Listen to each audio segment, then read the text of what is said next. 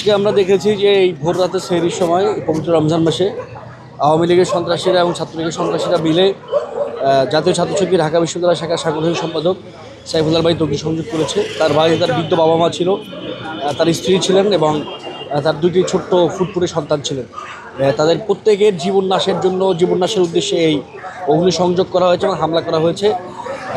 আমরা একই সঙ্গে লক্ষ্য করছি আমাদের নেতাকর্মীদেরকে বিভিন্ন জায়গা থেকে হুমকি ধামকি দেওয়া হচ্ছে এবং সমাজের একটি অংশ যাদেরকে আমরা সুশীল সমাজ বলে চিনি এবং একই সঙ্গে আমাদের বামপন্থী বন্ধুরা, জাতীয়তাবাদী বন্ধুরা, ছাত্রদলের বন্ধুরা, তারাও এই নিকৃষ্ট ছাত্রলীগের এই হামলার পক্ষে বিভিন্নভাবে সম্মতি উৎপাদন করছে সমাজে।